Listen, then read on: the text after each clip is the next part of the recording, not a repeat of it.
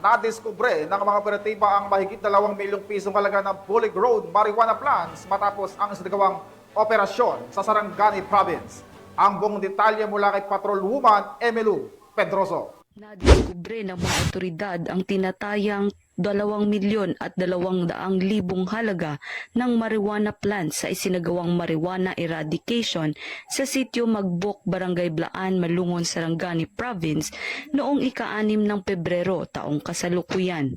Naging matagumpay ang operasyon dahil sa pinagsanib na puwersa ng mga operatiba ng Sarangani Police Provincial Office kasama ang iba pang mga tauhan ng Philippine Drug Enforcement Agency 12, 73rd Infantry Battalion ng Philippine Army, Philippine Coast Guard 12 at Kiblawan Municipal Police Station. Ang operasyon ay nagresulta sa pagkadiskubre ng isang plantasyon ng marijuana na may nakatanim na 11,000 fully grown marijuana plants at 3,000 marijuana seedlings na may tinatayang halaga na 2,200,000 pesos. Bagamat walang nahuling cultivator, lahat ng binunot na fully grown marijuana plants ay naidokumento at sinunog sa mismong lugar. Pinuri naman ni Police Brigadier General Arnold P. Ardiente, Regional Director ng Police Regional Office 12, ang mga operatiba sa kanilang matagumpay na operasyon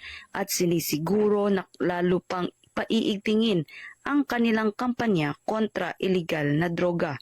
Ang matagumpay na operasyon ng kapulisan ng Sarangani Province ay patunay na kaisa sa pambansang pulisya sa pagpapaigting ng kampanya kontra iligal na droga bilang pagsuporta sa adikain ng administrasyon para sa isang mas mapayapang bagong Pilipinas. Mula dito sa Police Regional Office 12, General Santos City, ako ang inyong Police News Correspondent, Patrolwoman Emelu Pedroso, alagad ng batas, tagataguyod ng Balitang Pulis.